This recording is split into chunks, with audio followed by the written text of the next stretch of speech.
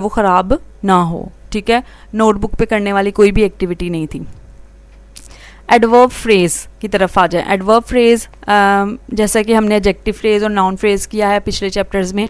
Phrase आपको मैंने बताया था कि एक ग्रुप ऑफ वर्ड है, और एडवर्ब क्या है, जो कि हमें किसी भी वर्ब के बारे में, अनदर एडवर्ब के बारे में या एडजेक्टिव के बारे में मज़ीद डिस्क्राइब करे, उसको हम एडवर्ब कहते हैं, ठीक है। तो एडवर्ब फ्रेज़ क्या हुआ कि वो ग्रुप ऑफ वर्ड जो कि वही काम करे जो कि एडवर्ब एक सिंगल वर्ड की फॉर्म में करता है।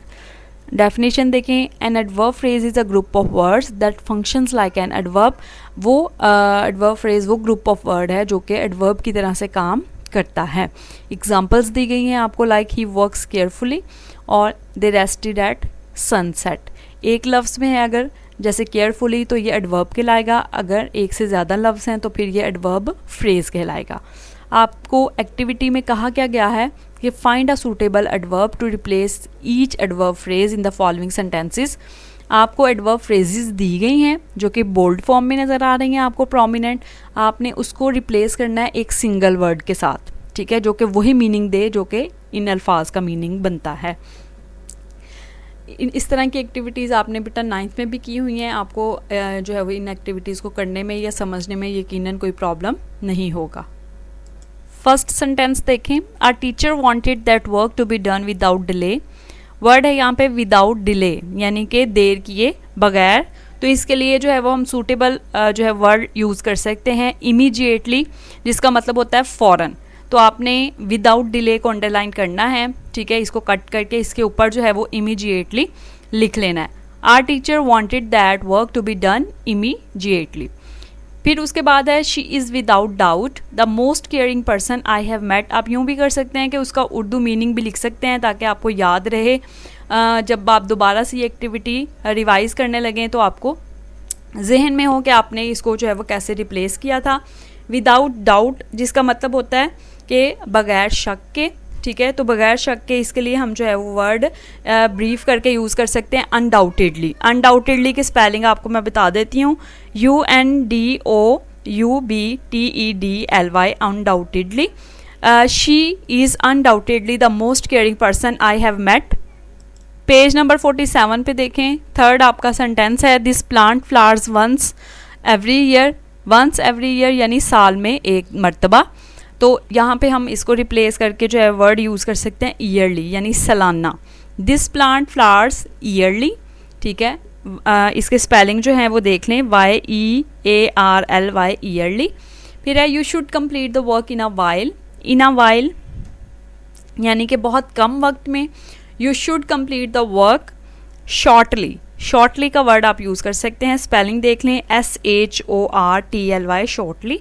फिर है the two old friends met each other by accident. By accident यानी हादसाती तौर पर, हादसे के तौर पे। तो आप इसकी जगह पे वर्ड यूज़ कर सकते हैं एक्सीडेंटली, ठीक है। एक्सीडेंटली की स्पेलिंग देख लें, ACCIDENTLY, accidentally. The two old friends met each other accidentally. Clear हो गया? ये आपकी एक्टिविटी थी आपके जो है वो फ्रेजेस के हवाले से और एडवर्ब के हवाले से। उसके बाद है जेरंड एंड इन्फिनिटिव्स। ये भी एक आपका ग्रामेटिकल कॉन्सेप्ट है। ये भी बहुत ज़्यादा इम्पॉर्टेंट और ध्यान से समझने वाला कॉन्सेप्ट है, इसलिए आप इसको जो है वो हम नेक्स्ट अपने लेक्चर में इसको अटैच कर लेते हैं, क्योंकि अभी हमने जो है वो जो पीछे ग्रामेटिकल कॉन्सेप्ट किए हैं उनको पहले समझना ध्यान से और उनकी प्रैक्टिस करना बहुत ज़्यादा ज़रूरी है। हम जो है वो मज़ीद कोई भी ग्रामेटिकल कॉन्सेप्ट नहीं करते ताकि आप बर्डनाइज ना हो, ठीक है। ये एक आध जो वर्क पेज हमारा रह गया इसको हम अपने नेक्स्ट लेक्चर में अटैच कर लेंगे, क्योंकि इसके साथ साथ हमने जो है वो अपने MCQs भी वाइंड अप करने हैं स्पेलिंग और सिनोनिम्स के हवाले से। प्रीवियस लेक्चर में हमने जो है वो शुरू वाले जो स्पेलिंग MCQs थे उनको कंप्लीट कर लिया था। जो रिमेनिंग है उनको आज हम देख लेते हैं। 18 से ऑनवर्ड हमने करने हैं। आप जैसा कि जिस पेज पे आप कर रहे थे, अगर उसी पेज पे जगह है आपके पास तो ठीक है, अदरवाइज़ आज की डेट आप मेंशन करके पेज रेडी करके मार्जिन लाइन ड्रॉ करके जो है वो आप अपनी की बना सकते हैं। ठीक है।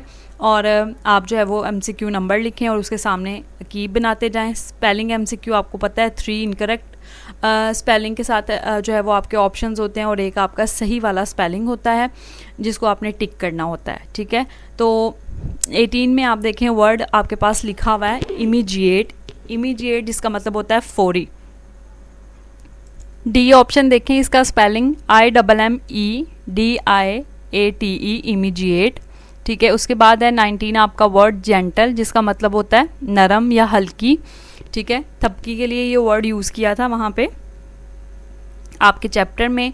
तो इसके स्पेलिंग जो है सी ऑप्शन में देखें GENTLE जेंटल, ये ठीक है। 19 का सी ऑप्शन टिक कर लें। फिर उसके बाद है 20 आपका जो है वो ऑइंटमेंट, ऑइंटमेंट जिसका मतलब होता है मरहम, ठीक है।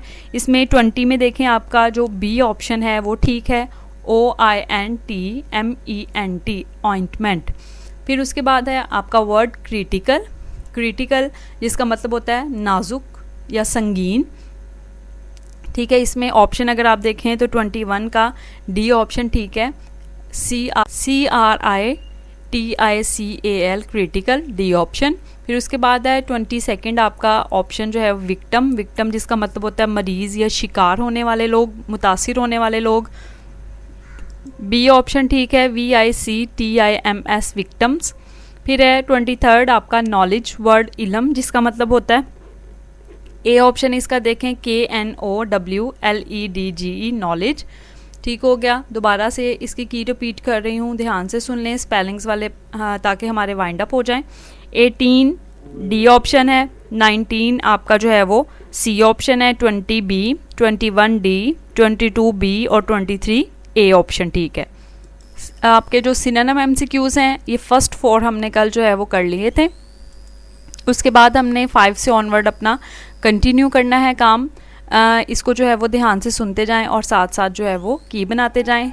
सिनोनिम के हवाले से आपको जैसा कि मैंने गाइड किया था पहले भी कि स्टेटमेंट होती है जिसमें से कोई सा भी वर्ड जो है वो अंडरलाइन होता है, उसका जो सिनोनिम है या मुतरादफ है वो आपने टिक करना होता है। ज़रूरी नहीं है कि एक स्टेटमेंट या सेंटेंस ही हो, कोई एक सिंगल वर्ड भी हो सकता है जिसका एंटोनिम यानी उलट भी पूछा जा सकता है। तो आपने स्टेटमेंट को इसलिए ध्यान से देखना है कि आपसे पूछा क्या गया है, उसका मुतरादफ या उसका मुतजाद। 5th जो है वो स्टेटमेंट देखें, handling minor accidents develops a sense of crisis management, the underlined word means, ठीक है। माइनर लफ्ज़ इसमें मामूली जिसका मतलब होता है उर्दू में, ये लफ्ज़ आपका अंडरलाइन किया गया है और ऑप्शन में है कि आपने जो द अंडरलाइंड वर्ड है उसका मतलब बताना है यानी सिनोनिम बताना है, मेजर, लार्ज, स्मॉल या मीडियम, ठीक है। तो ऑप्शन अगर आप देखें तो हमारे पास सी ऑप्शन स्मॉल जो है वो रेलेवेंट है माइनर के। First aid is temporary and immediate help, the underlined word means, immediate लफ्ज़ इसमें अंडरलाइन किया है जिसका मतलब होता है फौरी, ठीक है। ऑप्शन है रैपिड, स्लो, डिलेड और लेज़ी, ठीक है। तो ऑप्शन हमारे पास जो सही वाला बनता है वो है रैपिड, फौरी, इसका भी मतलब यही होता है। 7th देखें, sometimes we may have accidents and we may get hurt, hurt जिसका मतलब होता है ज़ख्मी हो जाना, the underlined word means, option है इंजर्ड, इंजरी, हील और हाइड। 7th में हमारे पास जो इंजर्ड है ए ऑप्शन, ज़ख्मी हो जाना, ये इसके लिए सही ऑप्शन है। फिर है द वर्ड डर्बेज मीन्स, डर्बेज यानी जो गर्दो गुबार है, ज़र्रात उनको कहते हैं। ए ऑप्शन है रबल, मड, सॉइल और सैंड, ठीक है। तो 8th में हमारे पास जो सही ऑप्शन बनता है वो है रबल, ठीक है, जिसका मतलब भी गर्दो गुबार के ज़र्रात होते हैं। The word critical means, critical नाजुक या संगीन जिसका मतलब होता है, इसके लिए ऑप्शन है रिड्यूस्ड, सीरियस, इम्प्रूव या आइडल, बी ऑप्शन ठीक है 9th का सीरियस। 10th देखें, change the dressing at least, या जो है वो आपने पट्टी तब्दील करनी है, ये आपने जो है वो अकॉर्डिंग टू टेक्स्ट करना है, जैसा कि अभी हमने जो है वो एक्सरसाइज करते हुए वर्क पेजेस करते हुए देखा था। ये MCQ जो है वो वहाँ पे भी आया था। तो इसका ऑप्शन जो है वो सी डेली ठीक है। 11th देखें, माइटी मीन्स, माइटी ताकतवर जिसका मतलब होता है, ऑप्शन है मीक, माइनर, स्ट्रेंथ और माइल्ड, सी ऑप्शन इसका ठीक है स्ट्रेंथ, ठीक है, जिसका मतलब भी ताकत या कुव्वत होता है। उसके बाद नेक्स्ट पे आ जाएं, 12 है आपका first aid knowledge ranges from taking care of cuts to dealing with an unconscious victim. Victim जिसका मतलब मैंने आपको बताया था कि मुतासिर होने वाला या शिकार होने वाला शख्स होता है। ऑप्शन है हेल्पर, सफ़र, सप्रेसर या रूल। ठीक है, तो 12 आपका जो है उसका ऑप्शन बी सफ़र यानी कि जो मुब्तला हो, उसमें इसका भी वही मतलब बनता है। The synonym of dressing is, dressing यहाँ पे लेसन में मुराद है आपका जो है वो पट्टी से मुतल्लिक, तो ऑप्शन है बैंडेज, गारमेंट, क्लॉथ या बेडशीट। तो 13 में हमारे पास जो है वो ऑप्शन है हमारे पास यहाँ पे ए ऑप्शन बैंडेज। आपने ये फोकस करना है कि अगर ये सिनोनिम वाले पोर्शन में आया है आपका वर्ड, तो आपको जैसे कि पता है कि वैसे तो ड्रेसिंग का मतलब क्लॉथ से होता है, लेकिन चूंकि आपकी चैप्टर में ड्रेसिंग से मुराद टेक्स्ट से रिलेटेड एमसीक्यू आते हैं, तो आपके चैप्टर में ड्रेसिंग से मुराद चूंकि बैंडेज लिया गया है, पट्टी लिया गया है, इस वजह से आपने ए ऑप्शन ठीक करना है।